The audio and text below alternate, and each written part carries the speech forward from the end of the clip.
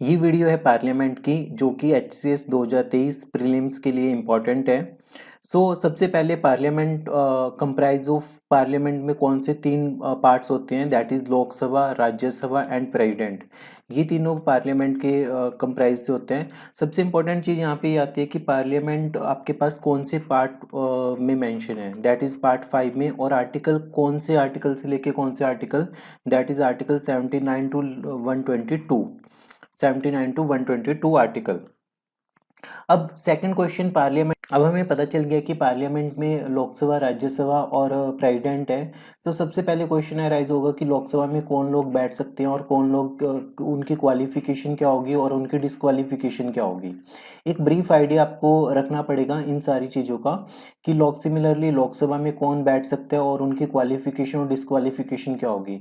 यहाँ पे इंपॉर्टेंट चीज़ ये होगी कि क्वालिफिकेशंस कुछ कॉन्स्टिट्यूशन में मैंशनड है और कुछ हमने रिप्रेजेंटेशन ऑफ पीपल्स एक्ट में मेंशन है। तो कौन सी क्वालिफिकेशन कॉन्स्टिट्यूशन में मेंशन है और कौन सी qualification representation of peoples act में मेंशन है, इन चीज़ों का थोड़ा सा केयरफुली ध्यान रखना पड़ेगा क्योंकि यहाँ से ट्रिकी क्वेश्चंस बन जाते हैं किसी भी। अब हमने देख लिया कि लाइक लोकसभा और राज्यसभा में आपके पास कौन कौन लोग बैठे हैं, वहाँ पे स्पीकर है, प्रोटेम स्पीकर है और प्रिजाइडिंग ऑफिसर है।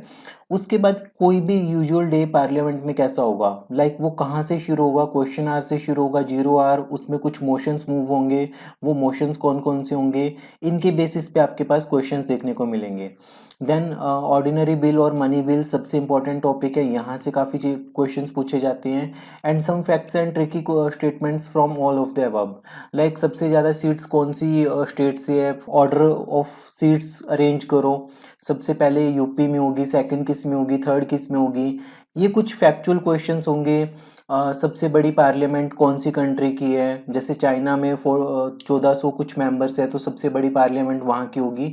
तो कुछ फैक्ट्स और ट्रिकी स्टेटमेंट्स होंगे पार्लियामेंट के, उसमें से मेन जो हमारे ये टॉपिक्स है ये इंपॉर्टेंट है, इसमें से आपके पास क्वेश्चंस कम से कम 2 से 3 क्वेश्चंस आने की उम्मीद रहती है। फिर सबसे फर्स्ट क्वेश्चन हम देखते हैं कि that is all the UTs have their representation in Rajya Sabha.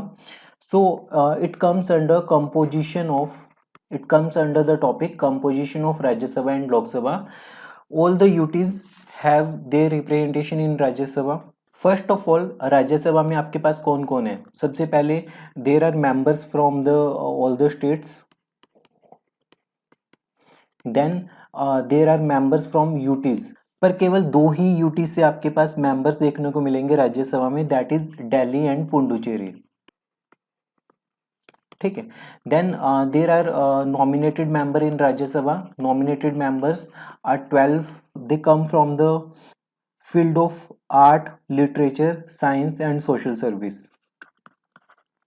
So the question was कि all the UTs have their representation in Rajya Sabha, so its answer will be false. Only Delhi and Pondicherry have representation in the Rajya Sabha.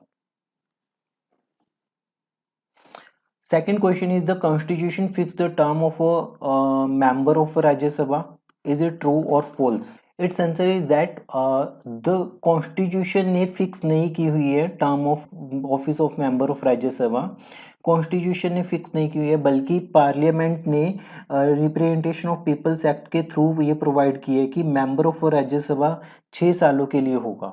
रोपा provided that term of office of a member, term of office of a member of Rajya Sabha shall be 6 years, shall be 6 years. ये जो word है कि constitution ने fix की है, ये गलत है। हम representation of peoples act that is parliament, parliament ने फिक्स की है कि term of member of Rajya Sabha 6 साल होगी, so it is false. Third question ये है कि what conditions for being a member of parliament is only written in constitution.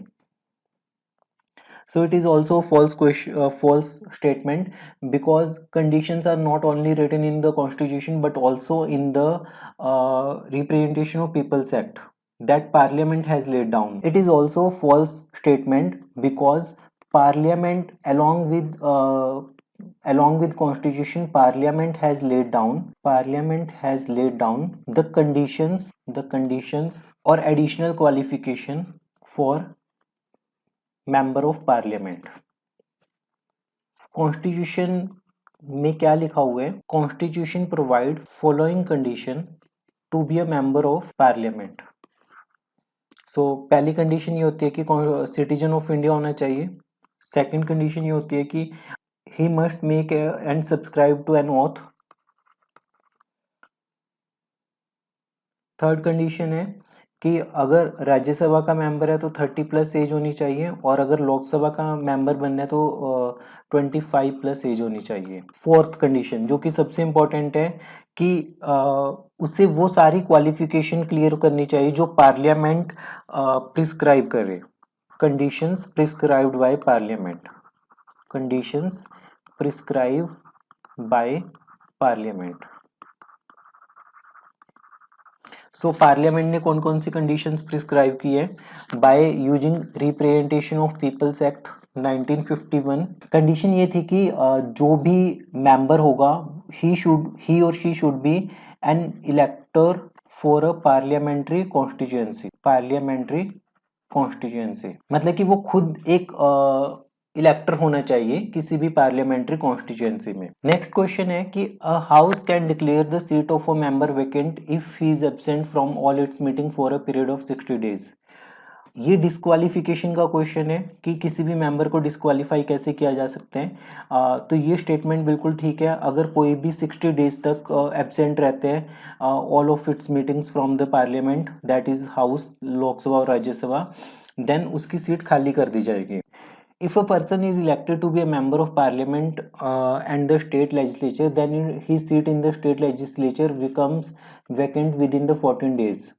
So it is also a question of vacating of seats. Like अगर कोई भी member है, कोई भी person है, वो एमपी भी बन गया और एमएलए भी बन गया, तो उस केस में उसकी कौन सी सीट जाएगी?